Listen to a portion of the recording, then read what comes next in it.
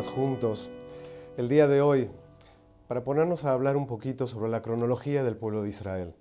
Hemos dicho en los encuentros anteriores que la historia del pueblo de Israel es una historia sumamente larga, una historia sumamente extensa. ¿Cómo realmente podemos estar seguros que los acontecimientos ocurrieron en las fechas que nosotros decimos? ¿Cómo podemos realmente decir con total seguridad, por ejemplo, que Abraham Avinu nació, ni más ni menos, que en el año 1948, pero no de la cronología que maneja el mundo, sino de la cronología del pueblo de Israel? Casualmente muchos de nosotros conocemos ese año, 1948, por ser el año en el que nació Medinat Israel, pero ese es partiendo de otra cronología, que no es la del pueblo de Israel. En la cronología del pueblo de Israel, en la misma cifra, 1948, nace nuestro patriarca Abraham Avinu. ¿Cómo sabemos que nació en esa fecha? ¿Y cómo sabemos que todos los acontecimientos que continuaron fueron acaeciendo en los distintos momentos que vamos nosotros registrando en la historia del pueblo de Israel? Por supuesto que nosotros tenemos nuestras fuentes, y nuestras fuentes principales partimos, obviamente, desde la Torá. La Torá nos va a decir, en el libro de Bereshit, en el capítulo Hei, en el capítulo 5, nos va a mencionar todas las generaciones, desde Adam Rishon, desde el primer hombre, hasta Abraham Avinu, 10 generaciones. Y en cada oportunidad nos va a decir cuánto vivió cada persona, en qué momento tuvo a su hijo que va a continuar en la cadena esta de la transmisión y cuántos años vivió en total. De esa manera podemos ir sabiendo exactamente en qué momento nació cada uno de los descendientes de Adán hasta llegar 10 generaciones después hasta Noach. Posteriormente, en el capítulo 11 de Bereshit, vamos a encontrarnos con las otras 10 generaciones, justamente desde Noach hasta Abraham Avinu.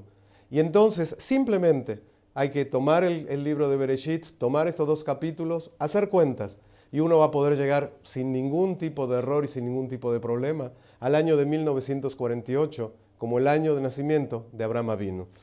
Hay fechas que son claras, hay fechas que no tienen ningún problema.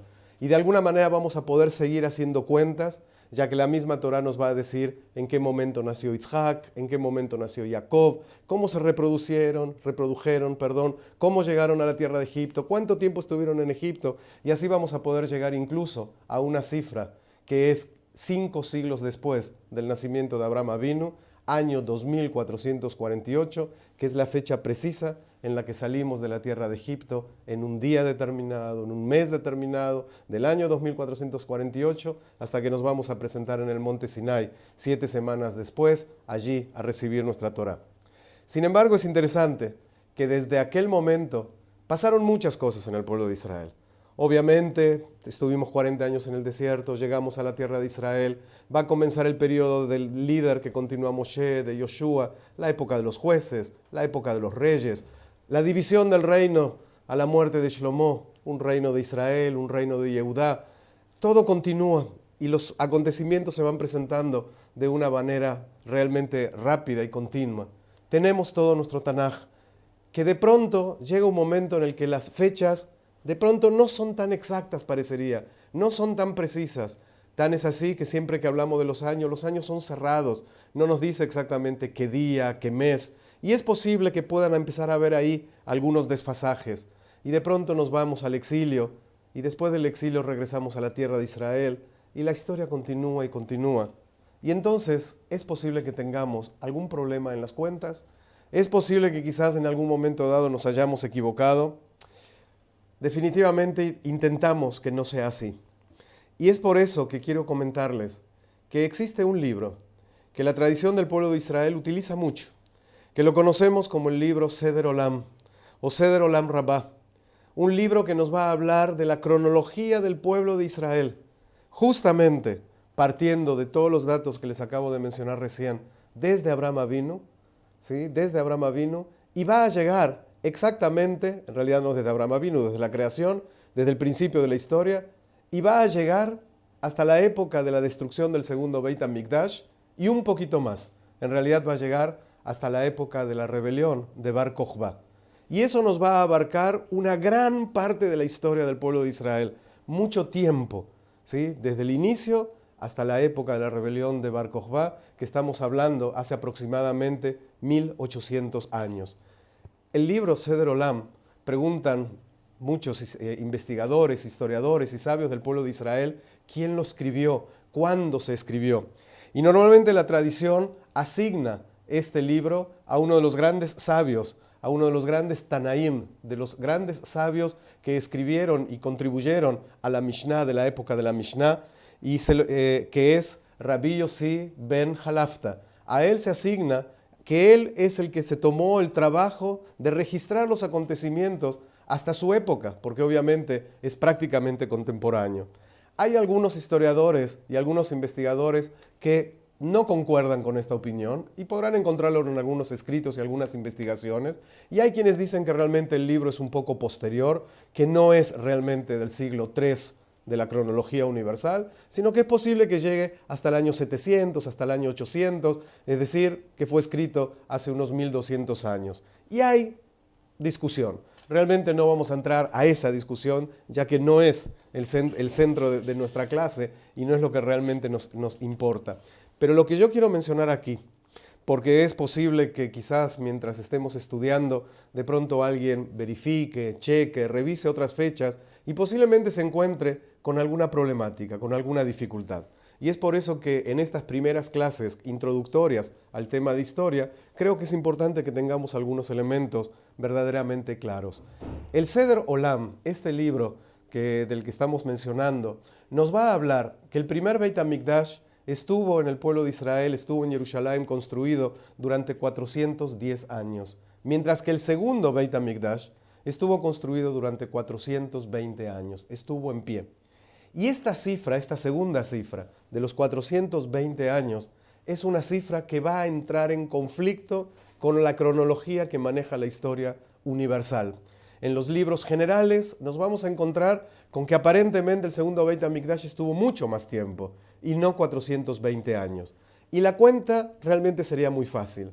Hay una concordancia de la historia judía con la historia del mundo que en el año 70 de la cronología universal fue la destrucción del segundo Beit HaMikdash, 70 de la era común.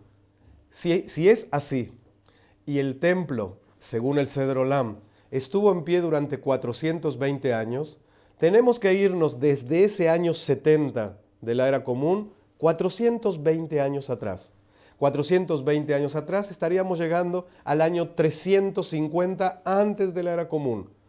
70 menos 420, estaríamos llegando al año menos 350.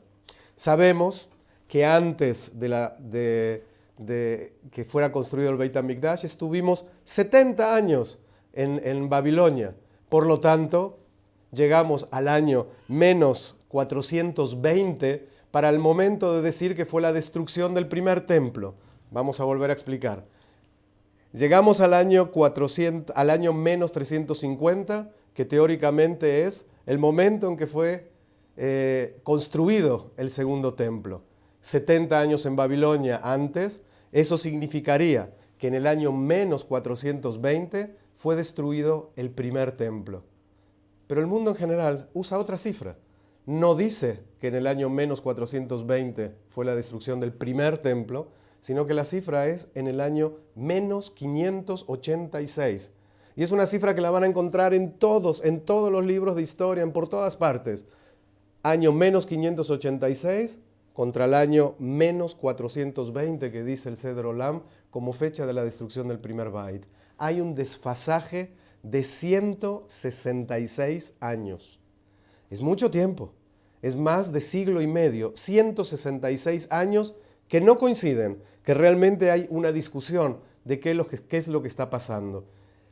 Esa época es la que está en conflicto. Todo el resto de la historia vamos bien, pero ahí se van a encontrar ustedes con 166 años que están en pleito, que están en discusión entre la historia y la cronología según el Seder Olam y la cronología que utiliza el mundo. ¿Cómo se explica este desfasaje? ¿Qué es realmente lo que sucedió? ¿Cómo realmente podemos entender una diferencia en las cronologías tan grande? Vamos a encontrar sabios del pueblo de Israel que opinan de una manera muy simple y dicen, el Seder Olam no necesariamente hay que tomarlo con tanta precisión y exactitud como si fuera realmente un libro perfectamente escrito sobre cronología, y sino que realmente es un libro dedicado a las a los distintos acontecimientos y lo que más quiso hacer es un seder, es decir, saber qué acontecimiento vino antes, cuál después, le puso fechas, pero es posible que las fechas no estén tan bien. Si bien hay quien opina así, hay quien dice que no. Y hay quien dice, perdón, el Seder Olam está bien, el Seder Olam está perfecto, y lo que está mal es la cronología universal. Obviamente una aseveración de este tipo para muchos será muy escandalosa. ¿Cómo podemos atrevernos a decir que todo el mundo está equivocado?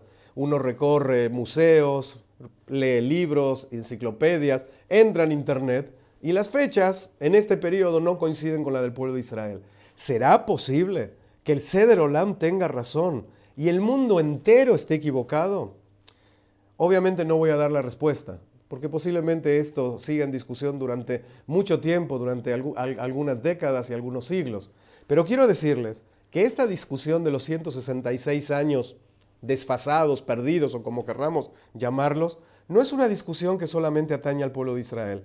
Es una discusión que atrae a grandes historiadores del mundo entero, ya que también en la cronología mundial hay quienes discuten que la cronología está equivocada.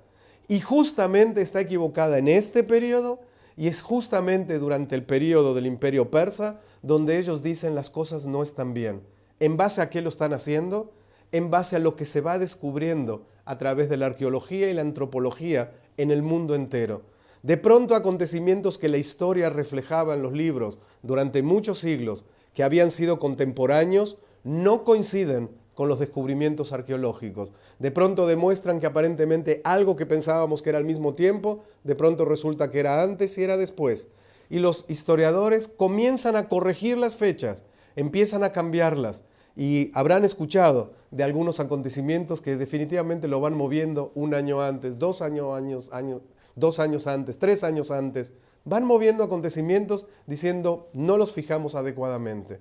¿Será posible que muevan la cronología del pueblo de Israel y la cronología mundial 166 años? Quizás lleve tiempo, no lo sabemos. Tampoco soy yo quien pueda decir con certeza el Seder Olam está preciso y la cronología mundial no. Lo que sí puedo decir con enorme seguridad, que el pueblo de Israel tiene una particularidad. Y quiero mostrarles este texto. Es un texto que salió aquí publicado en Israel. Es un texto justamente sobre todas de los distintos siglos de la historia del pueblo de Israel, donde cada página es un siglo y va a ir pasando por todos los acontecimientos de nuestro pueblo durante ni más ni menos que casi 6 milenios. Obviamente los acontecimientos van creciendo, va pasando el tiempo, pero este libro tiene una particularidad muy especial. Además de contarnos esto, lo va a mencionar de esta manera. Fíjense qué cosa extraña que tiene este libro. En realidad es una sola página muy larga. ¿Qué significa esto? Algo muy simple. Cada generación fue transmitiendo a la siguiente generación y nunca hubo un corte en la historia del pueblo de Israel. Es decir, la historia del pueblo de Israel no es una historia que contaron otros. No es una historia que en un determinado momento un determinado pueblo comienza a contar la historia de un pueblo que desapareció. El pueblo de Israel es un pueblo que constantemente siguió. Es un pueblo que constantemente estuvo en la tierra de Israel, estuvo en el exilio, pero constantemente, desde Abraham Avinu hasta el día de hoy, cada uno siguió de esta manera. Esto significa algo muy simple. Nosotros, nuestra historia, no nos la escribió nadie, no nos las escribieron los demás. La historia del pueblo de Israel la escribimos nosotros. Y como la historia mía es la historia de mi padre, de mi abuelo, de mi bisabuelo, de mi tatarabuelo, puedo ir contándola. Esto significa que quizás realmente el error está en la cronología mundial y no en la nuestra. Obviamente, el interrogante continúa. Es como que de alguna manera de pronto alguien se levante hoy en día y diga, bueno, vamos a escribir la historia del rabino Gulman. El rabino Gulman vivió en la época de la Primera Guerra Mundial. Y yo diría, perdón, yo en la época de la Primera Guerra Mundial ni siquiera había nacido. Sí, nací incluso después de la Segunda Guerra Mundial. ¿Cómo dicen una cosa así? No, pero haciendo una cuenta de los acontecimientos, resulta que a nosotros el número nos da así. Obviamente mis hijos, mis nietos, mis bisnietos dirán, perdón, la cronología que están diciendo está mal. Sabemos perfectamente en qué año nació. Es posible que realmente la cronología mundial esté equivocada. Hay historiadores en el mundo entero que dicen que la cronología tiene un desfasaje de más de 1,5 siglos y están esforzándose de una manera muy grande para convencer a otros historiadores e investigadores del mundo para que tengan el valor, la osadía de mover 160 años de la historia universal. No sé si lo lograrán, nosotros tenemos nuestra cronología, el Seder Olam lo tomamos como la tradición que nos llegó a nosotros hasta nuestros días, lo manejamos, lo mantenemos y decimos de manera general, pues sí, aunque el mundo y aunque algunos libros incluso de historia judía digan que el segundo Beit HaMikdash no estuvo 420 años, algún día podremos verificar si el Seder Olam es la cronología exacta o la cronología mundial. Por ahora lo dejamos con un signo de pregunta. Gracias, nos vemos en la próxima.